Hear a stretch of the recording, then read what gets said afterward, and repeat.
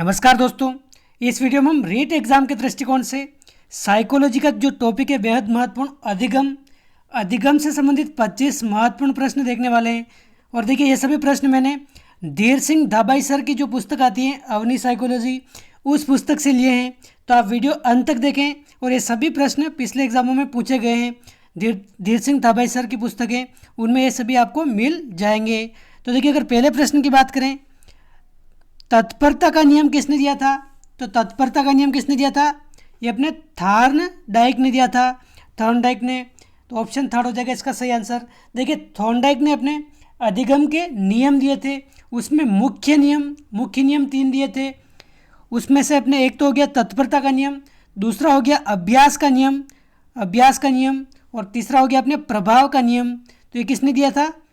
Thorndike ने दिया था। तो ऑप्शन थर्ड हो जाएगा इसका सही आंसर। देखिए दोस्तों, वीडियो अंत तक देखना और आप कमेंट करके ज़रूर बताना कि इन 25 में से आपको कितने क्वेश्चन एकदम करेक्ट आ रहे थे। अगला प्रश्न है, अधिगम के शास्त्रीय अनुबंधन से संबंधित कौन है? थॉर्नडाइक, स्किनर, कोहलर या फिर पावलोव? तो देखिए, क्या हो जाएगा इसका आंसर? पावलोव हो जाएगा, ऑप्शन डी। देखिए, अधिगम के शास्त्रीय अनुबंधन यानी कि जो अनुकूलित अनुक्रिया का सिद्धांत है, अपने इवान पेट्रोविच पावलोव ने दिया ये सिद्धांत। इसको ही बोलते हैं अधिगम का शास्त्रीय अनुबंधन सिद्धांत, या फिर एस अनुबंधन आ जाए, ये सभी इसी के नाम है। ये अपने किसने दिया है? पावलोव ने। अगला प्रश्न है, अनुबंधन के गोचर की शुरुआत किसने की थी? तो देखिए, इसका भी आंसर क्या हो जाएगा? अपने पावलोव ही हो जाएगा। अनुबंधन का गोचर आ जाए, अनुबंधन का पिता आ जाए, तो ये सभी अपने कौन है? पावलोव की हैं।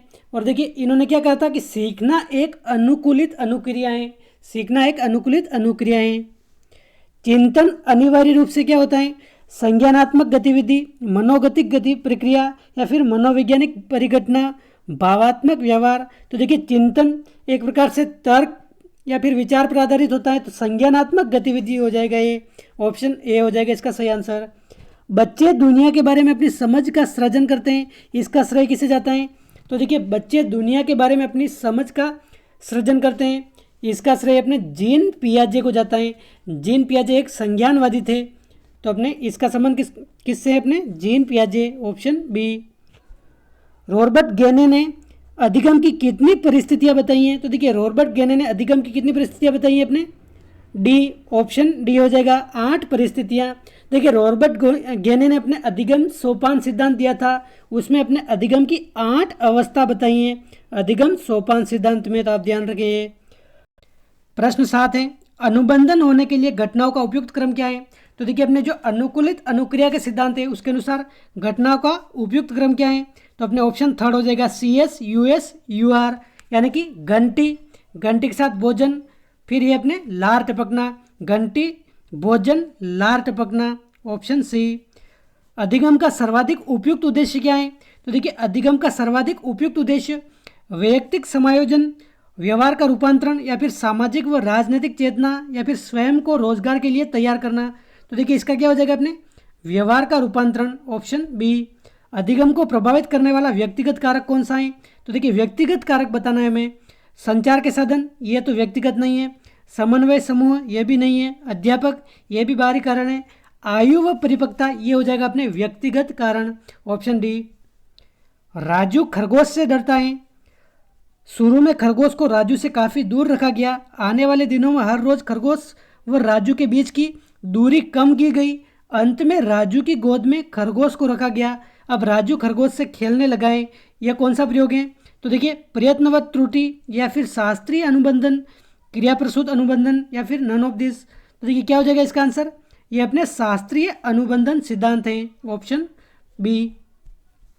अगला प्रश्न है, गेस्टाल्टवाद के प्रतिपादक कौन है? तो देखिए, गेस्टाल्टवाद के प्रतिपादक अपने वर्दिमर है, ऑप्शन बी हो जाएगा इसका सही आंसर। सहयोगी कौन है? अपने कोहलर व कोफ्का।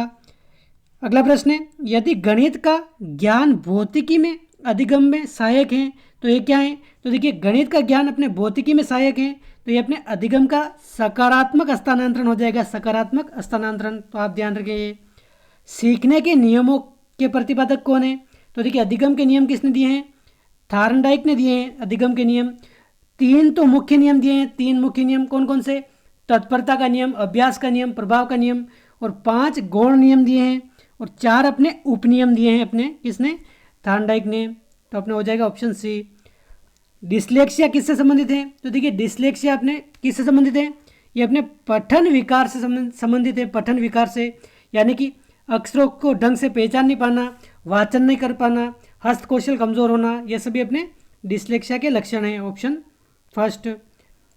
एलेक्सिया क्या है? तो देखिए एलेक्सिया ये भी अपने अधिगम संबंधित दोष हैं, अधिगम संबंधित दोष, यानी कि सीखने की अक्षमता, ये कहलाती है अपने एलेक्सिया।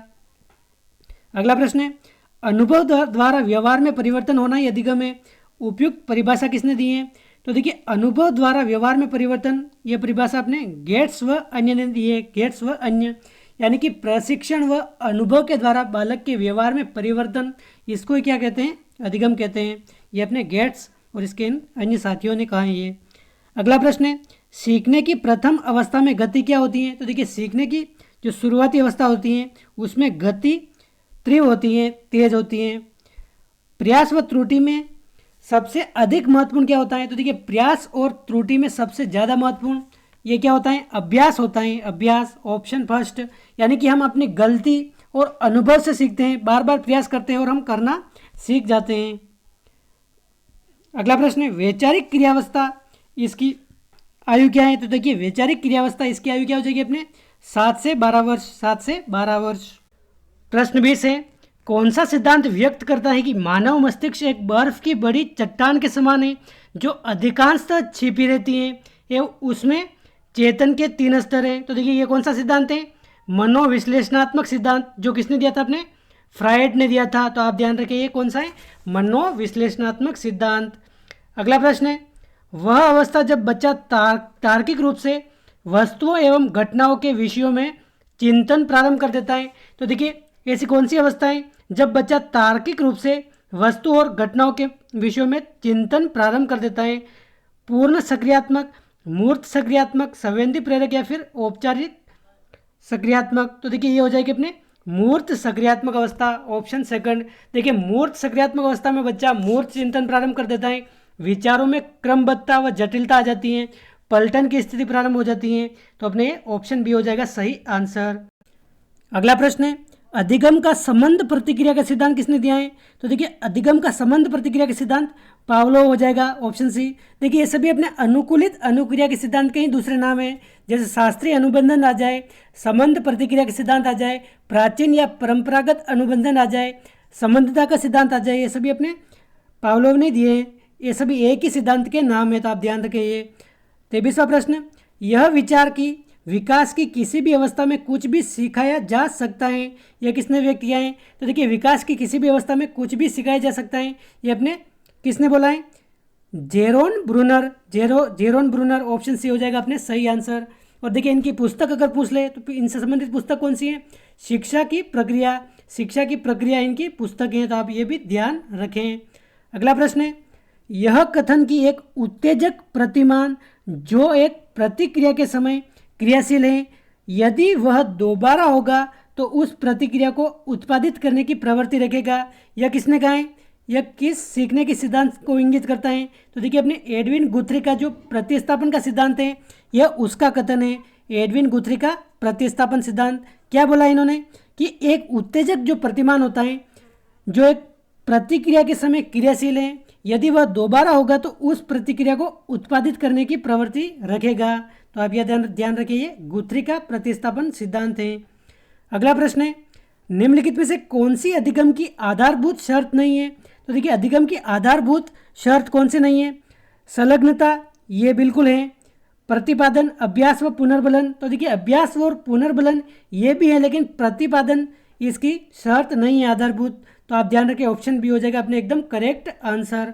तो दोस्तों ये थे अपने अधिगम टॉपिक से संबंधित 25 महत्वपूर्ण प्रश्न जो हमने अवनीश साइकोलॉजी उस पुस्तक से लिए थे।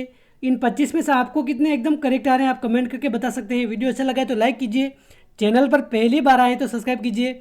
मिलते हैं इसी प्रकार नए वीडियो में। जय हिंद, जय भारत।